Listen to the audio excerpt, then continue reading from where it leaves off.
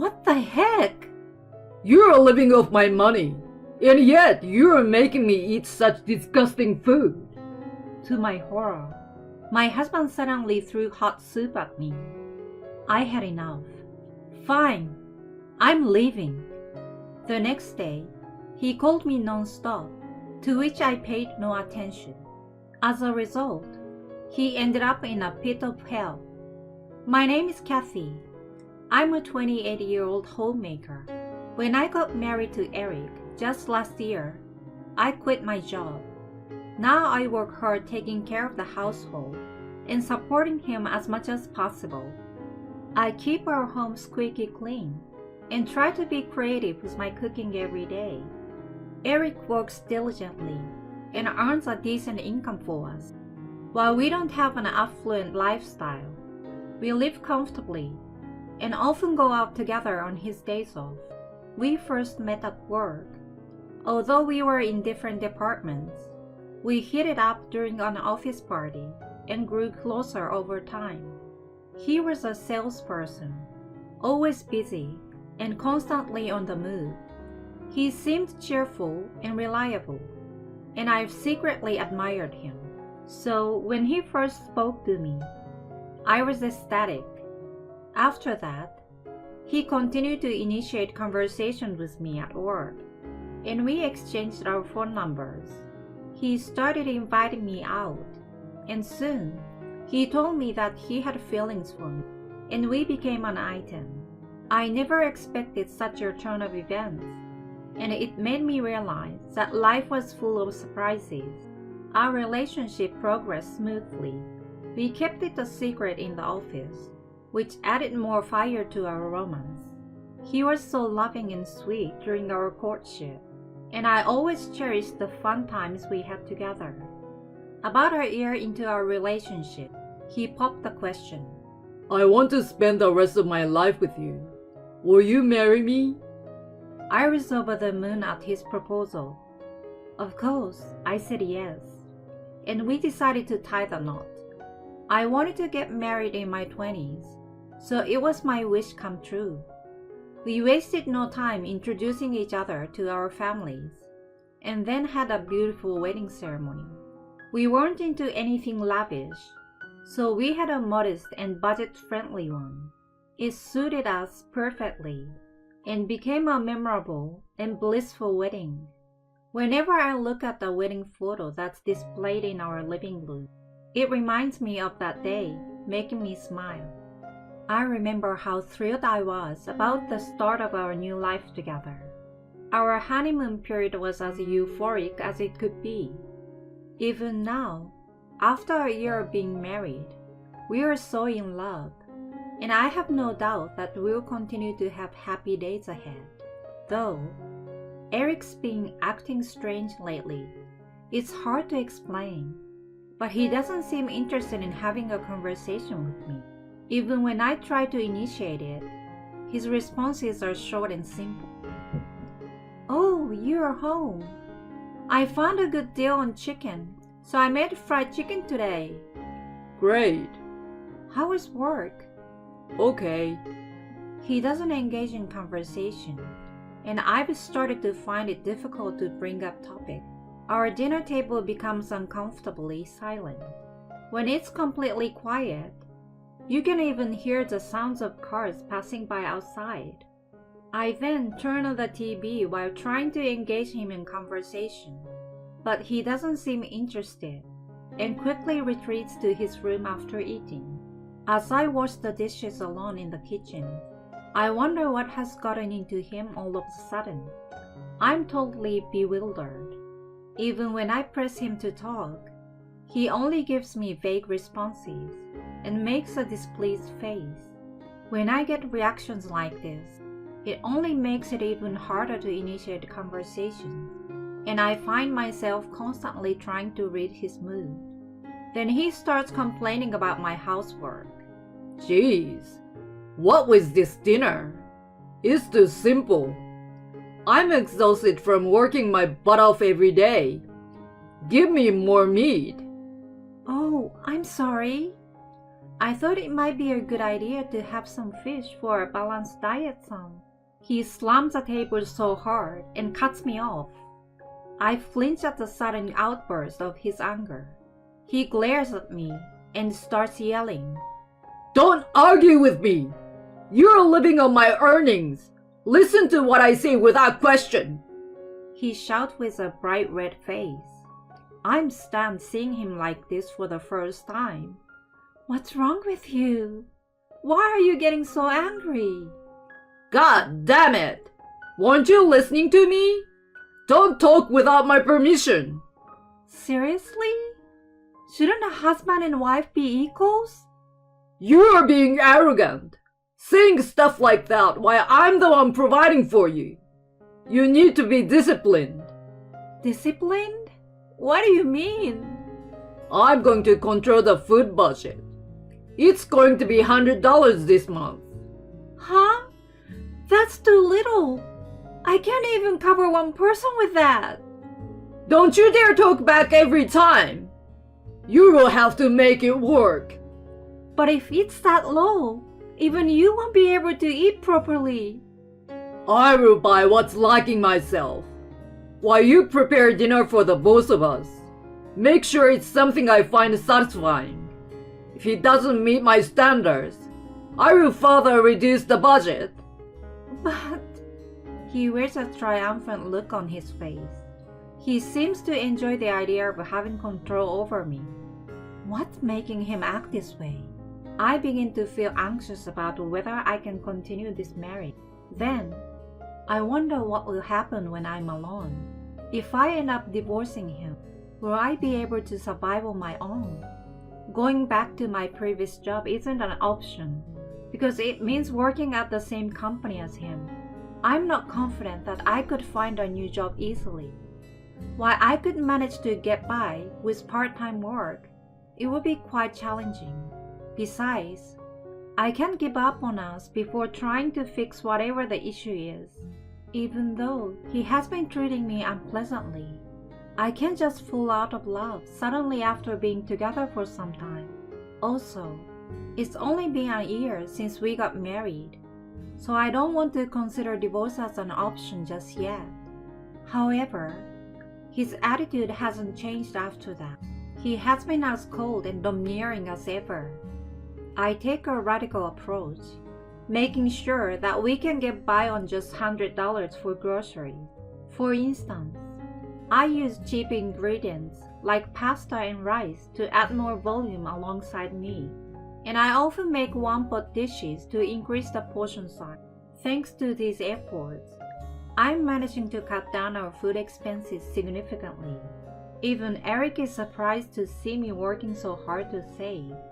I'm amazed that you're doing quite well. Keep it up. He praises me. I wish he could just increase the budget a bit more. I'm afraid that mentioning it might lead to further reduction, so I remain silent and not provoke him. I've also started taking on a side job online during the daytime.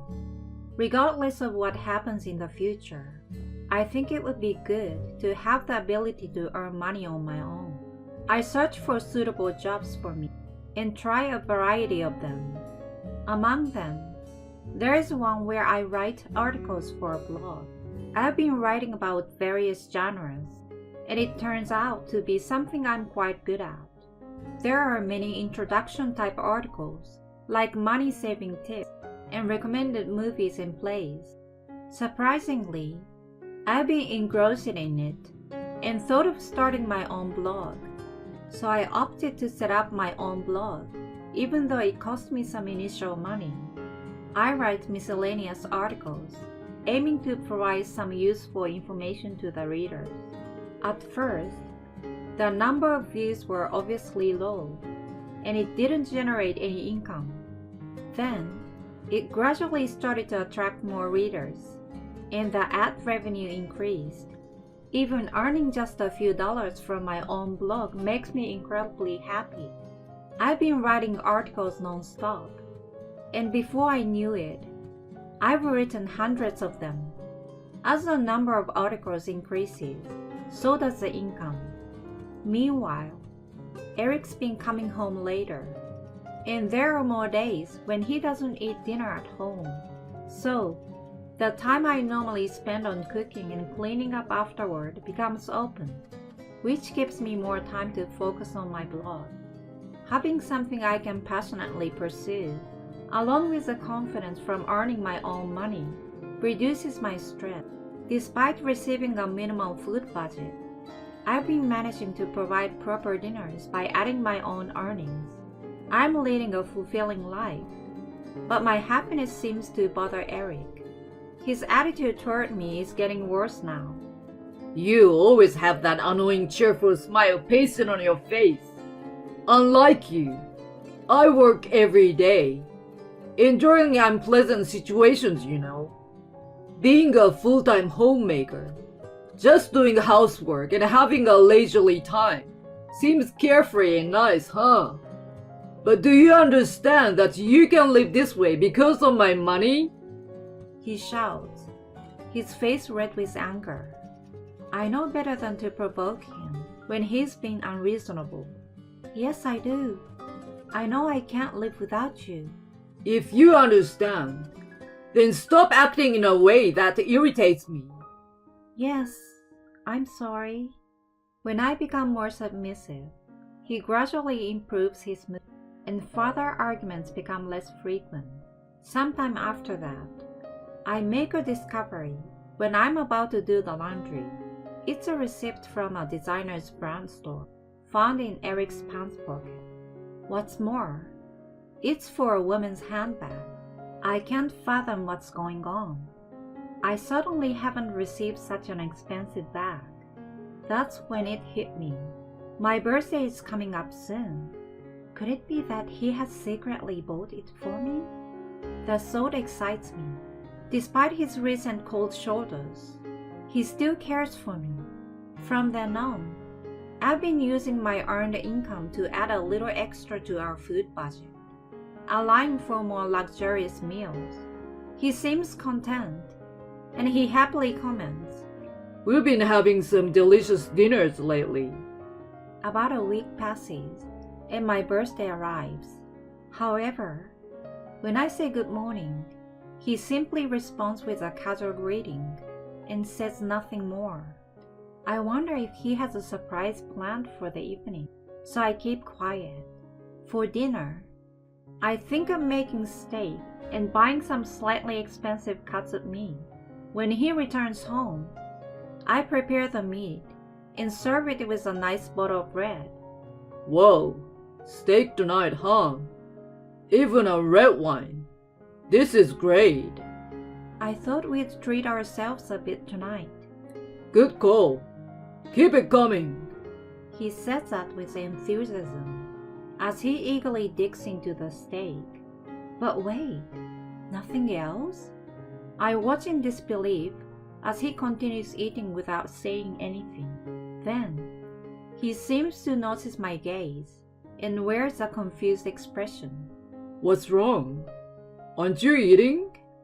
Oh, well, do you remember what day it is today? He ponders for a moment and then gives up. No, I don't. Was there something special? It's my birthday. Oh, oops, sorry, I forgot. He looks slightly awkward, realizing he has forgotten his wife's birthday. I've been really busy at work, you know. I mean, I even forget my own birthday. I don't remember until someone reminds me. So, it's your birthday, huh? Happy birthday! Let's make a toast. He clinks his wine glass against mine. Then he goes back to enjoying his steak. At this moment, I became certain that branded handbag he bought isn't for me. It's for someone else. I made up my mind to hire a private investigator to look into his affair. Within about 2 weeks, they gathered plenty of evidence confirming his infidelity. Indeed, he's having an affair, and there are multiple pictures of him going to hotels with his mistress. I've anticipated it, but when I actually confirmed the truth, It is truly shocking. Since then, I've been preparing for a divorce from Eric. I consult with a lawyer, pack my things, and get ready to return to my parents' house. At this point, I don't want to cook decent meals for a cheating husband, so I quickly lower the quality of our meal. Initially, he looks puzzled as he eats those simple meals, but when another frugal dinner follows the next day, his mood worsens further. Hey, haven't our dinners been awful the past few days? You were serving generous stuff like steaks before. There's not enough money. We have to make do with a tight food budget. What did you say? His face turns crimson, clearly not liking my tone. Who do you think you are, giving an attitude to me? Again, are you going to play the authoritarian husband? What you're doing is nothing but mental abuse. There's no respecting that. Don't you dare! Are you insulting me? What the heck? You're living off my money, and yet you're making me eat such disgusting food. To my horror, he suddenly throws soup at me. I thought you'd behave yourself for a while, but you're getting cocky again. I won't give you a single cent for food anymore. He shouts angrily. I have reached my breaking point. Fine, I'm leaving. Yeah, get out! I'd already packed my bags, so I walked out immediately. I get into my car and head to my parents' house. They already knew about my plans to divorce, so they welcomed me with open arms. The next day, Eric bombards me with calls, but I ignore them all. He probably didn't believe that I'd actually leave. Perhaps he thinks I will spend some time away and eventually return on my own. Not in a million years. As a result, he will end up in a pit of hell. I quickly find a good divorce lawyer. I've shown proof of his affair and explained in detail about the mental abuse I had received, not to mention the incident with the soup, which, while not boiling hot, was hot enough to warrant as assault charge. Eric and I have been communicating through our respective lawyers. He is surprised by the extent of my demands and the evidence I provided for the affair. Initially resistant, he came to realize that he couldn't overturn the situation, and he had to accept the divorce and compensation. I spoke to my ex-colleagues who still work with him, which had the intended consequence of exposing his true nature in his office. While he has portrayed himself as a wholesome character, the revelation of his temper and violence has resulted in others keeping their distance, and his reputation has suffered a considerable blow. Under these circumstances, it inevitably becomes difficult for him to climb the career ladder, and it's safe to say that his path to success has been closed off. Frankly, I think it serves him right, and it's a consequence of his own action. By the way, my income from the blog has started to exceed $1,000 per month, and I can now cover the bare necessities of life with my blog earnings alone. In addition to that, I work a part-time job 3 days a week, and with both sources of income, I'm earning around $1,800 steadily. Since I live with my parents, I can save most of it, increasing my asset. I'm not planning on getting into dating or marriage anytime soon. Instead, I want to cherish the time with my parents while dedicating myself to my work.